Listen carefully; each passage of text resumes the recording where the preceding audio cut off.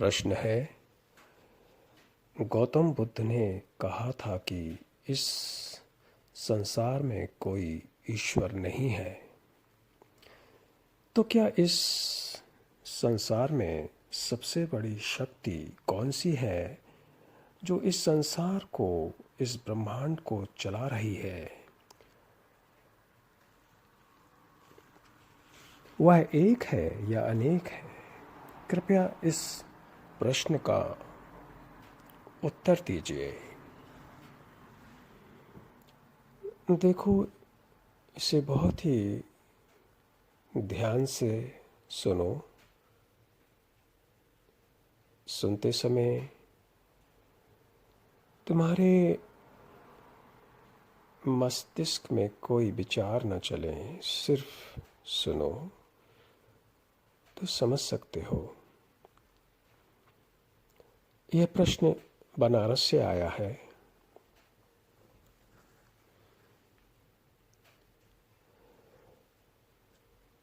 पहले तो थोड़ा सा गौतम बुद्ध को समझो। उनको तो सही मायने में तभी समझा जा सकता है क्योंकि वो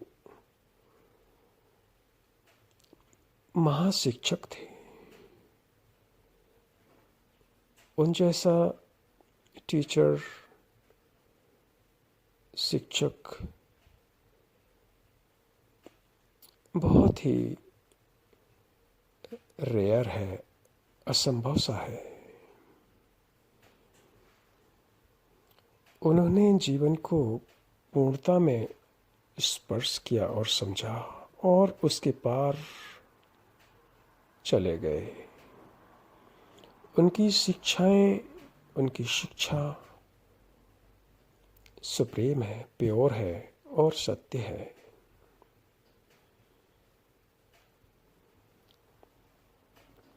लेकिन उनकी शिक्षा किताबों में नहीं है, धम्मपद में नहीं है, और ना ही उनकी शिक्षा बुद्धिस्ट लोग समझ पाए हैं। उनकी शिक्षा तो तुम तभी समझ सकते हो जब तुम थोड़ा सा खुद जागना शुरू कर दो, खुद को समझना शुरू कर दो।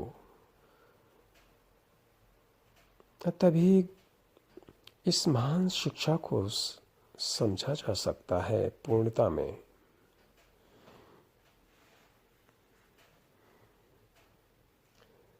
थोड़ा सा समझो, बुद्ध ज्ञान को ही उपलब्ध नहीं थे, एनलाइटनमेंट ही नहीं थे। वो एनलाइटनमेंट बुद्धत्व के उस पार चले गए जहाँ सिर्फ सत्य है, और सत्य के बाद और कुछ नहीं है। वहाँ सिर्फ वो अल्टीमेट ग्राउंड है, अल्टीमेट परम सत्य ही है। वहीं से ही सभी कुछ की रचना है। मनुष्य, जानवर, इंसेक्ट्स, पेड़ पौधे, चट्टानें, पर्वत, नदियाँ, सागर, सभी कुछ इसी सत्य का ही रूप है, अभिव्यक्ति है, विस्तार है। इस सत्य के पार और कुछ भी नहीं है। गौतम बुद्ध ज्ञान के भी उस पार, परम ज्ञान के भी उस पार, बुद्धत्व के उस पार चले गए, जो इसलिए उन्हें शिक्षकों के शिक्षक कहते हैं, कहना चाहिए। वो जो आदमी सत्य को स्पर्श कर ले, वो एनलाइटनमेंट के भी उस पार है। तो वो खुद ही सत्य हो जाता है। वो सत्य में विलीन हो गए और खुद सत्य हो गए। उस सत्य में और गौतम बुद्ध में कोई अंतर नहीं रहा, एक ही है। उस चोटी से, उस शिखर से उन्होंने शिक्षा दी है और सत्य ही बोला है। उन्होंने ईश्वर को नकार दिया क्योंकि ईश्वर ने मनुष्य को नहीं बनाया है, मनुष्यों ने ईश्वर को बनाया है भय के कारण। ईश्वर जैसी कोई चीज वास्तविक में, रियलिटी में होती ही नहीं है। गॉड, ईश्वर, भगवान ऐसी कोई चीजें नहीं हैं। ये मनुष्य की अंधकार का परिणाम है, भय का परिणाम है। इसलिए मनुष्य ने ईश्वर की रचना की, चर्च की रचना की, सिनागॉग, चर्च, मस्जिद, मंदिर मनुष्यों ने बनाए हैं पत्थरों से, और मूर्तियां वहां बैठाई या नहीं बैठाई, ये सब मनुष्य के विचारों की उत्पत्ति है जो भय से आती है। क्योंकि अगर कोई ईश्वर है, कोई इसे, पहली बात तो ये है कि ईश्वर ही नहीं है तो चलाने वाला भी नहीं हो सकता। कोई नहीं चला रहा है इस ब्रह्मांड को, क्योंकि अगर कोई चलाने वाला है इस ब्रह्मांड को तो उस चलाने वाले को भी कोई चलाने वाला होना चाहिए। फिर तो वो चलता ही रहेगा इस सिलसिला, हायरार्की, उसके ऊपर फिर उसके ऊपर। यहाँ कोई चलाने वाला जैसा कोई है ही नहीं। तुम्हारे अंदर गलत शिक्षा दी गई है सदियों से, हजारों साल से, कि इस ब्रह्मांड को, इस जगत को, इस संसार को ईश्वर चला रहा है, गॉड चला रहा है। हर सेक्ट के, धर्म के लोग, उन्होंने उसे नाम दिया है। कोई कहता है अल्लाह चला रहा है, कोई कहता है ईश्वर, कोई कहता है कि जीसस चला रहा है। ये सब मनुष्यों के भ्रम हैं, क्योंकि मनुष्य जब भय में रहता है तो वो चाहता है कि कोई चलाने वाला हो। लेकिन मनुष्य को ये नहीं पता कि रचना है लेकिन रचनाकार नहीं है, क्रिएशन है लेकिन क्रिएटर नहीं है। इसी को तो महा इंटेलिजेंस कहते हैं, इसी को तो मिस्ट्री कहते हैं। यही मिस्टीरियस है, कोई भी चलाने वाला नहीं है। क्या तुमने कभी प्रश्न किया है, क्या प्रेम को, लव को चलाने वाला है कोई? है क्या कोई? बताओ, क्या प्रेम को कोई चला रहा है या प्रेम है ऊर्जा? तुम जब प्रेम करते हो तो कोई तुम्हें आदेश देता है कि अब प्रेम करना है। जब प्रेम को चलाने वाला नहीं है तो सत्य को चलाने वाला कौन हो सकता है? कौन है? ईश्वर। ईश्वर तो बहुत छोटा हो जाएगा फिर अगर चला रहा है तो, और चलाने वाला फिर थक भी जाएगा चला चला कर, वो भी डिप्रेसिव हो जाएगा और एक ना एक दिन उसकी भी वही हालत होगी जो आज मनुष्य की है। यहाँ कोई भी चलाने वाला नहीं है, इसलिए तो चल रहा है। जब तुम पृथ्वी को छोड़कर दूसरे ग्रहों में प्रवेश करोगे, तुम देखोगे कि पूरी गैलेक्सीज, ब्रह्मांड खुद ही चल रहा है। एक ऊर्जा एक दूसरे के संबंध में है, वही संबंध से ही ऊर्जा का निर्माण है। ऊर्जा खुद ही निर्मित होती है मोमेंटम से, और वो ऊर्जा गति देती है प्लैनेट को, ग्रहों को और पूरे ब्रह्मांड को, और वही ऊर्जा नष्ट भी कर देती है ब्रह्मांड को और पूरे संसार को। इसलिए कोई भी चलाने वाला नहीं है इस संसार को, ना एक है ना अनेक है, क्योंकि एक जब है तो वहाँ अनेक है, वहाँ शून्य है, शून्य में एक नहीं है, शून्य में सब समा जाता है, 1 से 10 तक, 1000, सभी कुछ। शून्य ही परम रियलिटी है, तथ्य है, फैक्ट है, शून्य। इसलिए बुद्ध ने ऐसा नहीं कहा कि मैं एनलाइटनड हो गया हूँ, क्योंकि ये पॉजिटिव स्टेटमेंट है, ये गलत है। कोई मनुष्य बुद्धत्व को उपलब्ध नहीं होता या एनलाइटनमेंट होता है, वह जब मनुष्य की चेतना, जिसे इंग्लिश में कॉन्शियसनेस कहते हैं, जब वो खाली हो जाती है, जीरो, नेगेटिव हो जाती है। नेगेटिव का मतलब होता है क्लीनिंग, नेगेशन। नेगेशन से ही पॉजिटिव आती है। पॉजिटिव अगर तुम लाते हो बिना नेगेशन के, तो वो पॉजिटिव बहुत खतरनाक ही नहीं है, विध्वंसक है और बहुत ही उथलेपन से आती है। जैसे समाज में तुम्हारे जो पॉजिटिव है, वो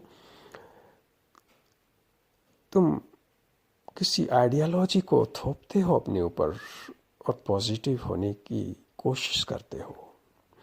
इसलिए बुद्ध ने कहा निर्वाणा। निर्वाणा एक नेगेटिव स्टेटमेंट है। निर्वाणा जहाँ कुछ नहीं है, ठीक है।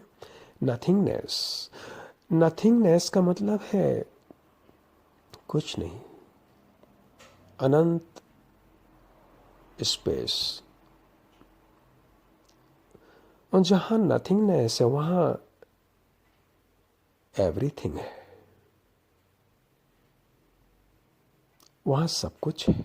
नथिंगनेस में ही सब कुछ समा सकता है, सब कुछ में नथिंगनेस नहीं समा सकता है।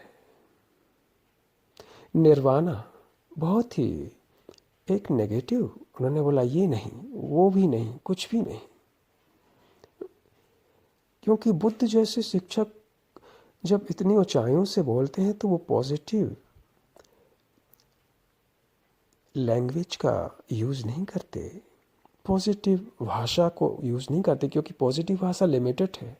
नेगेटिव भाषा नेगेशन की भाषा है कि ये भी नहीं, वो भी नहीं। जैसे कि अगर प्रेम बुद्ध से पूछा जाए कि प्रेम क्या है, तो बुद्ध तुम्हें ये नहीं कहेंगे कि प्रेम ये है, क्योंकि फिर वो, अगर जैसे ही उन्होंने बोला कि प्रेम ये है, तो वो प्रेम नहीं है, क्योंकि वो लिमिटेड है। इसलिए बोलते हैं प्रेम ये नहीं है। जैसे कि हेट, घृणा प्रेम नहीं है, ईर्ष्या प्रेम नहीं है, किसी के ऊपर अधिकार कर लेना प्रेम नहीं है, हिंसा प्रेम नहीं है, मेरा तेरा प्रेम नहीं है। जब तुम सबको नेगेट कर दो, सबको उखाड़ के फेंक दो, तो जो बचता है वही प्रेम है। इसलिए बुद्ध जैसे शिक्षक बहुत ही ऊंचाइयों से बोलते हैं। जैसे मैं बोल रहा हूँ, वो वही ऊंचाइयाँ हैं। हो सकता है तुम न समझ पाओ, क्योंकि तुम्हारा ब्रेन वॉश हो चुका है हजारों साल से गलत शिक्षा को सुनना और दिन रात रिपीटेशन करना। क्योंकि बुद्ध की शिक्षा जो किताबों में है वो सही नहीं है। कुछ ही शब्द होंगे,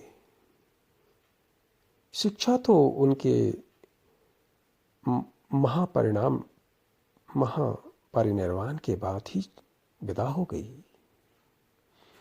शिक्षा तभी जीवंत होती है जब तुम उस शिक्षा को जियो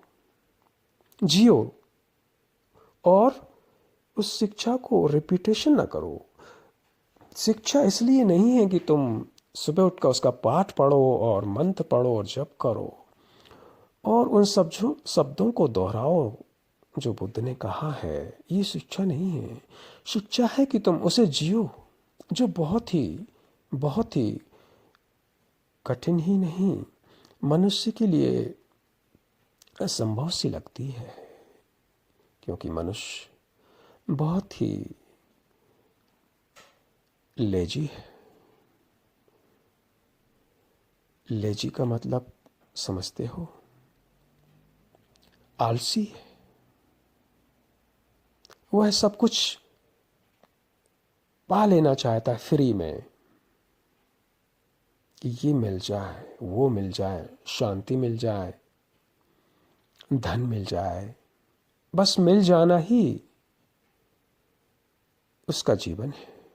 और जो मिल जाता है फिर उसे चिंता होती कि ये खो ना जाए कहीं। तो मनुष्य का जीवन खोने और मिल जाने के बीच में ही, संघर्ष में ही खत्म हो जाता है और एक दिन मृत्यु। यही है मनुष्य की कहानी, जो सदियों से चली आ रही है आज तक। इसे तोड़ना संभव है क्या? तुम कैसे तोड़ पाओगे? क्योंकि इसे तोड़ना ऊर्जा होना आवश्यक है, और तुम्हारे पास ऊर्जा नहीं है, क्योंकि तुम्हारी ऊर्जा तो चली जाती है, व्यर्थ हो जाती है ऐसी ऐसी छोटी छोटी चीज़ों में उलझकर, परिवार में उलझकर, मोह में, भय में, ईर्ष्या में, घृणा में, और फिर तुम समाप्त हो जाते हो। तुम्हें जो अवसर मिला था खुद को समझने की, खुद शिक्षा को, तुम खो दे देते हो। और फिर ये चलता रहता है इसका क्रम, क्योंकि जो तुम आज हो वो तुम कल भी रहोगे। अगर तुम आज अंधकार में जी रहे हो तो कल भी तुम्हारा अंधकार और घना हो जाएगा। इसलिए आज जो तुम अगर आज तोड़ सको इस चक्र को, दुष्चक्र को, तो संभव है। इसलिए आज बहुत महत्वपूर्ण है प्रेजेंट। जो इस समय चल रहा है वही महत्वपूर्ण है, वही बहुत ही शक्तिशाली है। अगर तुम इस पल में रुक गए जीवन के साथ, जबकि जीवन का बहाव बहुत ही तेज है, मोमेंटम है, तुम बह जाते हो, तुम खड़े नहीं हो पाते जीवन के साथ।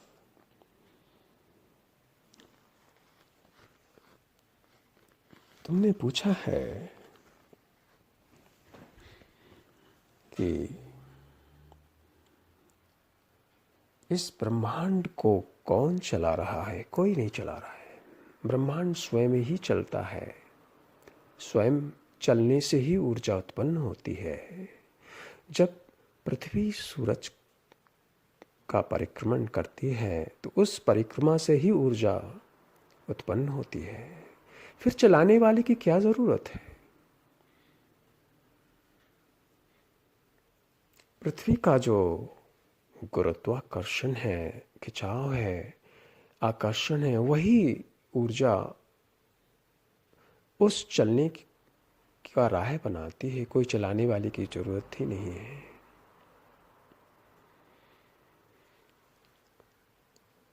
इसलिए रचना है, लेकिन रचना करने वाला नहीं है। ब्रह्मांड है, लेकिन ब्रह्मांड को चलाने वाला नहीं है। ब्रह्मांड है लेकिन ब्रह्मा नहीं है।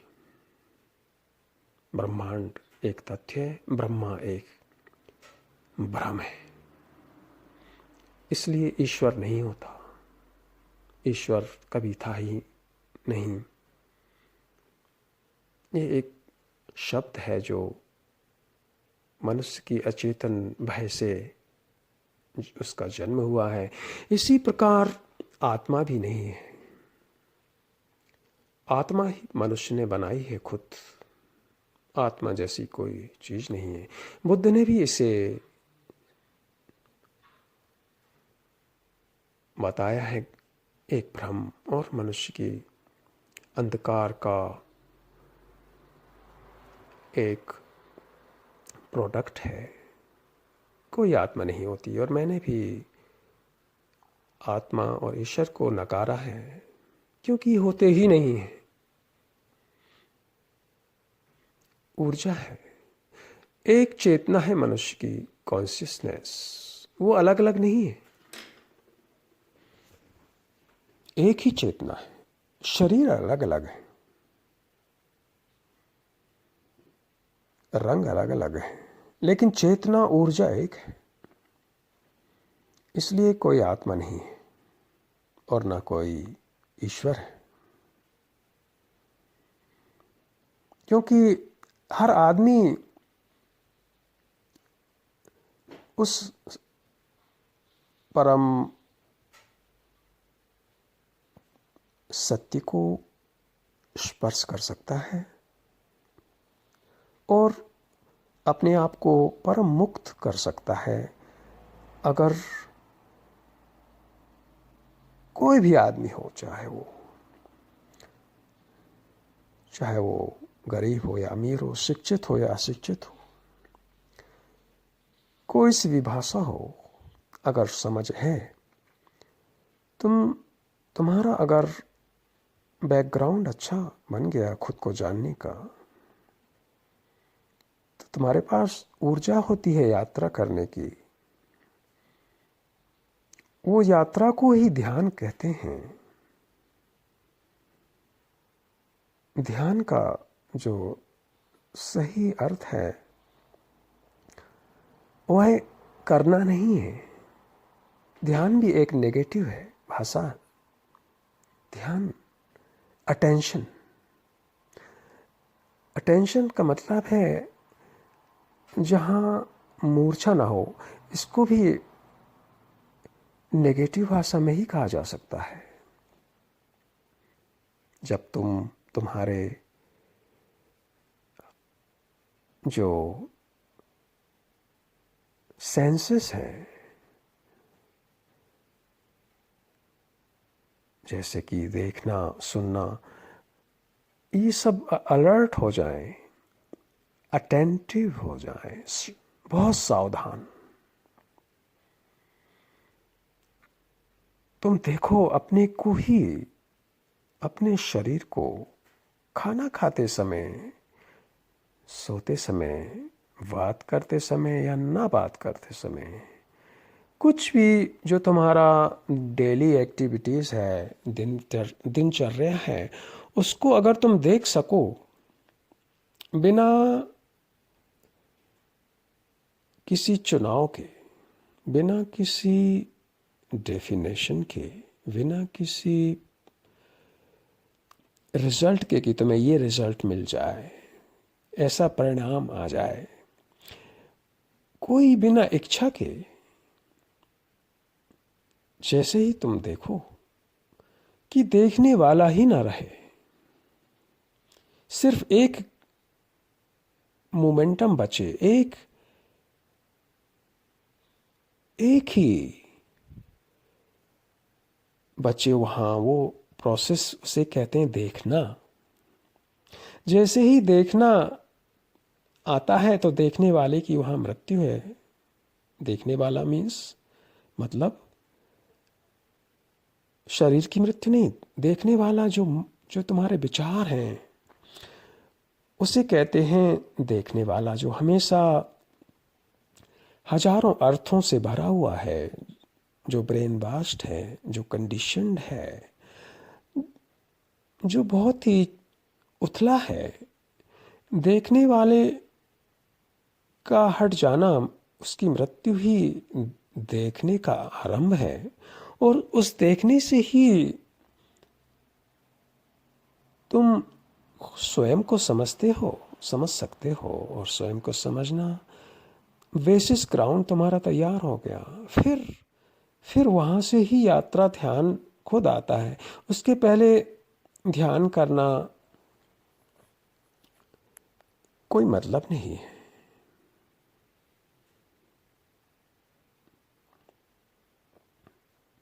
तुम समझे इसे?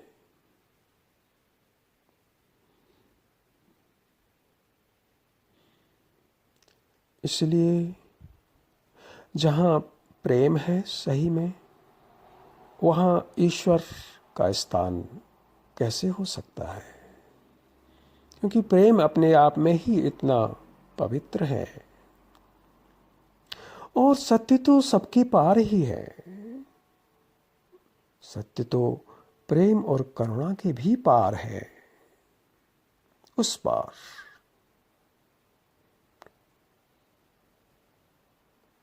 इसलिए ईश्वर, भगवान, गॉड, इन सब के लिए कोई स्थान नहीं है। ये तो सिर्फ विचार की उत्पत्तियां हैं, मनुष्य के गलत जीवन का परिणाम है।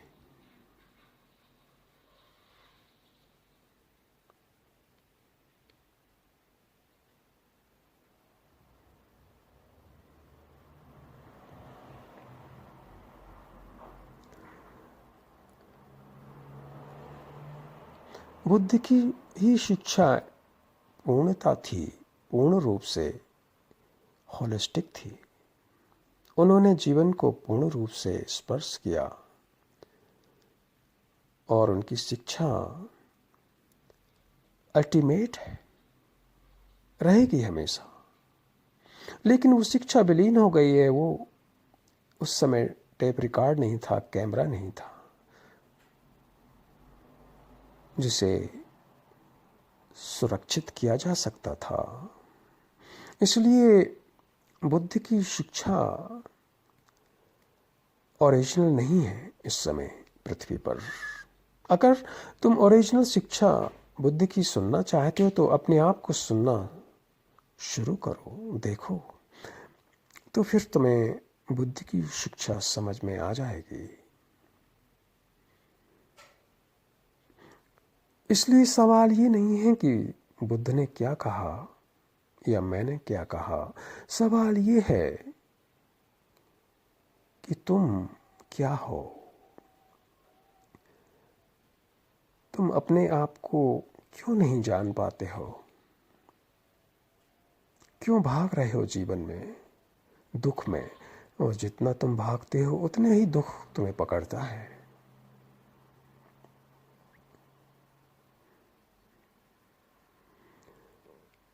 जीवन में दुख है, ये एक तथ्य है। दुख का कारण है भौतिक वस्तुओं की मांग करना, धन की, सेक्स की, लग्जरी लाइफ की। ये मिल जाए, वो मिल जाए, इससे ही दुख का आरंभ है। और दुख के कारण का अंत ही दुख के पार जाना है।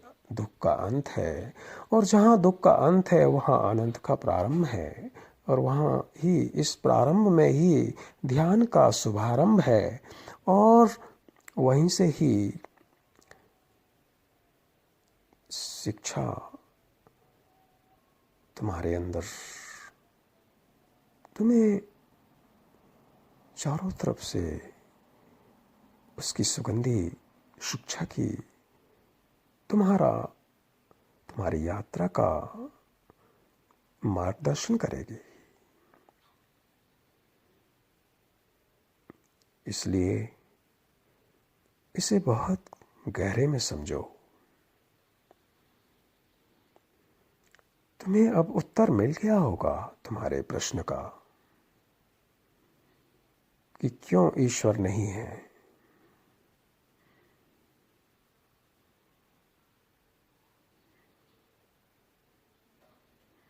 सत्य है, ईश्वर नहीं।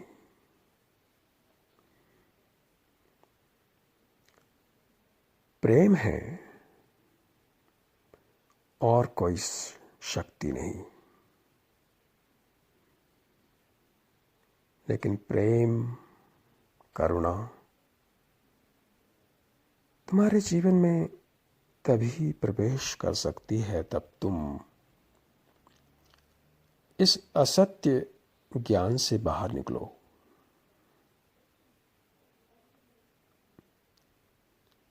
जब तुम अपने विश्वास, जो तुम सोचते हो कि भगवान है, उसको देखो कि ये मिथ्या है, भ्रम है।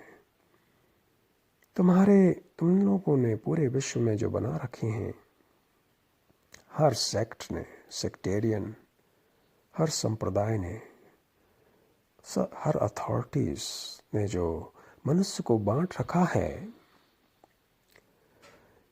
उसको नकारो, उसको उखाड़ फेंको, तो तुम पहले तो इनोसेंट हो जाओगे, बिल्कुल निर्दोष।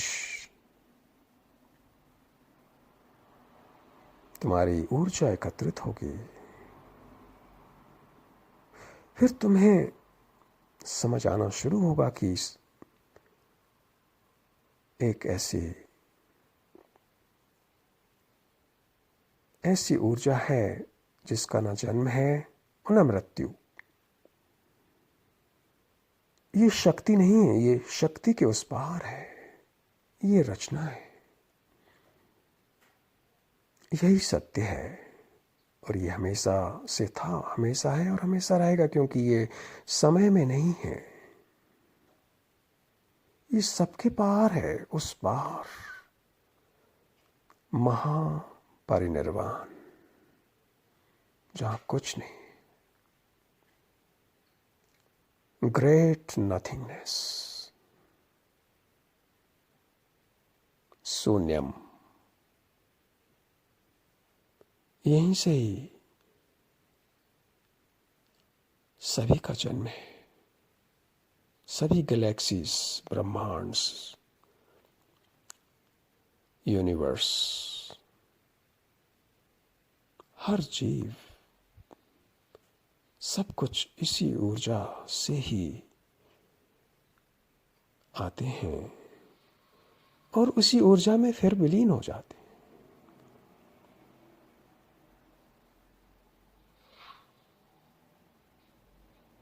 ये ऊर्जा को नापा नहीं जा सकता, क्योंकि ये ना तो बड़ी है और ना छोटी है, जैसा कि तुमने लिखा है, पूछा है।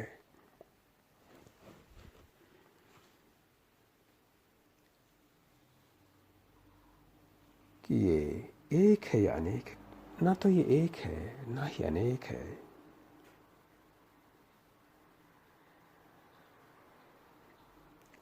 और ना ही यहाँ इस संसार को कोई चलाने वाला है।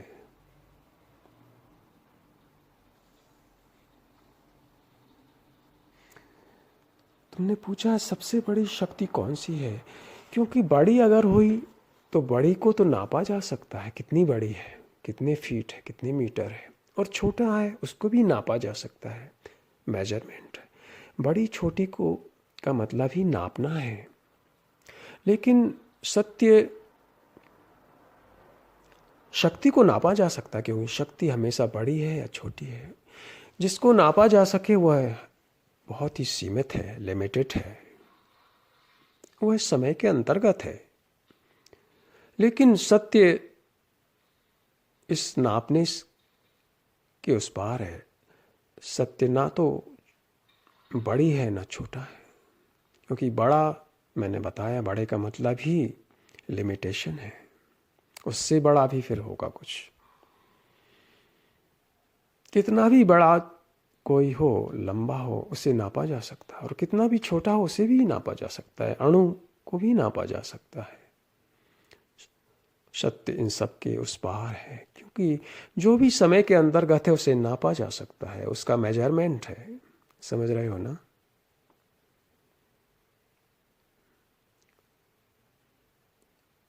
इसलिए अगर तुम्हारे जीवन में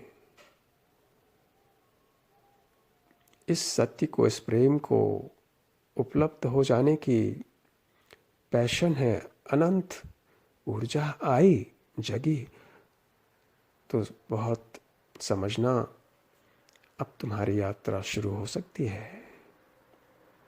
और वो बहुत आनंद के क्षण हैं, बहुत ही फ्रीडम के क्षण हैं। समझ गए होगे मैं जो बोल रहा हूँ। नमस्ते।